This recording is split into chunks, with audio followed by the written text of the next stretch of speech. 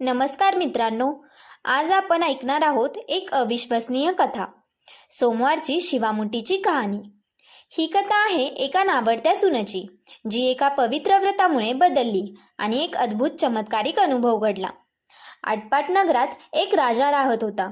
त्याच्या 4 सुनांपैकी 3 सुनांना तो खूप प्रेम करत होता, मात्र एक सून अशी होती जी त्याला अजिबात आवडत नव्हती। तिचे जीवन खूपच कष्टकारक होतं।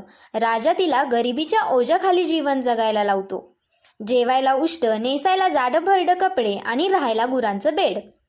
ती सून रडत हताश होऊन आपलं जीवन जगत होती। एक दिवस श्रावण महिन्यात पहिला सोमवार आला आणि त्या दिवशी तिच्या जीवनात एक चमत्कारिक घडामोड घडली। ती राणी घरातून बाहेर पडली। तिच्या मनात एकच विचार होता, देवाची कृपा मिळवून जीवन बदलवून टाकायचा। राणीला जंगलाच्या रस्त्यावर 2 दिव्य महिला भेटल्या। त्या नागकन्या आणि देवकन्या होत्या।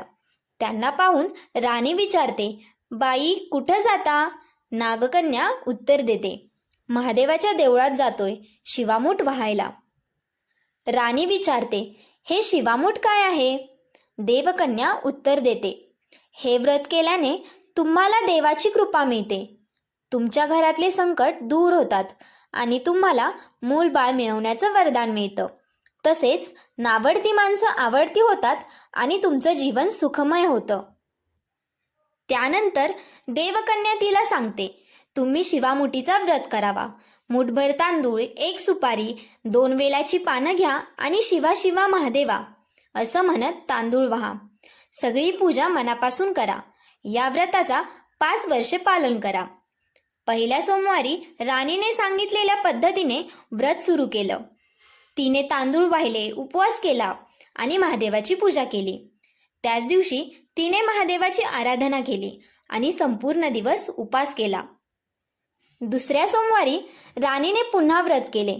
त्या दिवशी ती जंगलात गेली आणि शिवा शिवा महादेवा असं मंत्र उच्चारत पूजा केली। संपूर्ण दिवस उपवास केला, बेल वाजवली आणि सासऱ्यांसमोर हा व्रत केले। सासऱ्यांनी तिला विचारलं, तुझा देव कुठे आहे?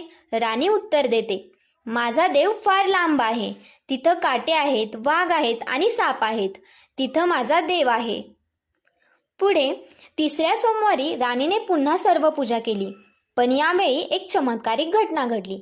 त्या दिवशी देवाच्या कृपेने शिवामुठीच्या पिंडीचा प्रकट झाला आणि एक सुंदर देवळ निर्माण झालं। राणीला महादेवाचं दर्शन मिळालं आणि तिच्या जीवनात परिवर्तन घडलं। राजा, जो तिच्यावर खूप कडक होता, त्याने हे सर्व पाहिलं आणि तो देखील आश्चर्यचकित झाला। त्याने राणीला विचारलं, हे कसं घडलं? राणी उत्तर देते, हे देवाचा आशीर्वाद आहे, माझ्या निस्वार्थ प्रार्थनेला महादेवाने उत्तर दिलं। राजा खूप आनंदित झाला आणि त्याने राणीला प्रेमाने स्वीकारलं। तिने तिच्या व्रतामुळे जे चमत्कारिक बदल केले, त्यातून तिच्या जीवनाचा एक नवा प्रारंभ झाला। मित्रांनो, या कथेतून एक महत्त्वाचा धडा मिळतो। जेव्हा आपण समर्पण, श्रद्धा आणि निस्वार्थ भावनेने देवाची प्रार्थना करतो, तेव्हा देव आपल्याला अविस्मरणीय आशीर्वाद देतो। आपल्याला ही कथा कशी वाटली? कृपया कमेंटमध्ये आपले विचार आम्हाला कळवा आणि जर तुम्हाला ही कथा आवडली असेल तर चॅनेलला सबस्क्राईब करा, लाईक करा आणि शेअर करायला विसरू नका। धन्यवाद।